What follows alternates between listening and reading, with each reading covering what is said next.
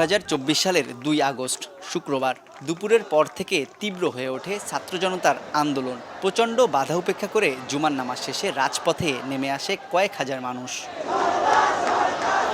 খুলনা নগরীর বিভিন্ন এলাকা থেকে মিছিল নিয়ে আন্দোলনকারীরা জড়ো হতে থাকেন জিরো পয়েন্ট এলাকায়। বিকেলের আগেই রণক্ষেত্র গল্লামারী থেকে জিরো পয়েন্ট পর্যন্ত পুরো এলাকা পুলিশের গুলি আর বৃষ্টির মতো টিয়ার শেল ছোড়ার মধ্যেও জায়গা ছাড়েননি আন্দোলনকারীরা।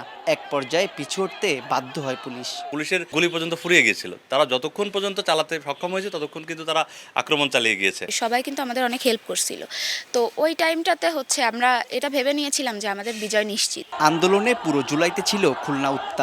জেল, জুলুম, গুরুতর আহত সবকিছুকে একই সুতোয় গেঁথে তীব্র প্রতিরোধ গড়ে তুলেছিল ছাত্র জনতা।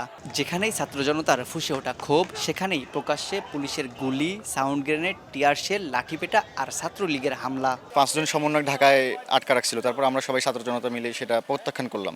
তারপরেই মূলত আমাদেরকে আবার রাতে আমাদের ডেকে নেয়। আমাকে বলে তুই আর কি আন্দোলন করিস, তোর আর কি এত বড় সাহস আর কি কে দিল? পরে 2-3 জনে ফেলায় মারধর করে নিয়ে যাওয়ার সময় আমার পিছনের বেল্ট ধরে 2-3 জনে আমাকে নিয়ে যাচ্ছিল। আওয়ামী লীগ সরকার তখন হায়নার মতো হয়ে গেছিল মেয়েদের কাছে, বিশেষ করে যে আমি রাস্তায় যাচ্ছি, আমার যে সেফটি এর কোনো গ্যারান্টি ছিল না।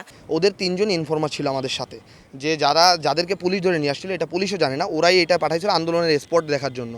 তো ছাত্রলীগ তাদেরকে বের করে নিয়ে যায়। তবে হামলা, মামলা, হুমকি কোনো কিছুতেই ঘরে ফেরানো যায়নি রাজপথে নেমে আসা মানুষদের। মূলত 2 আগস্টের পরেই খুলনার আকাশে বিজয়ের আবহ তৈরি হয়। ওই দিনের পর মাঠে দেখা যায়নি পুলিশ বা আইন শৃঙ্খলা বাহিনীকে। যারা ছিল সবাই একটা পণ করে ফেলেছিলাম যে আসলে আমাদের এই স্বৈরাচারকে পতন করতে হবে। যদি আমরা এই স্বৈরাচারকে না ফেলাতে পারি তাহলে আমরা সবাই শেষ হয়ে যাব। আন্দোলনে এই জনপদে কেউ মারা না গেলেও আহত হয়েছেন 3 শতাধিক। তবে রাজধানীতে শহীদ হয়েছেন খুলনার অন্তত 6 জন।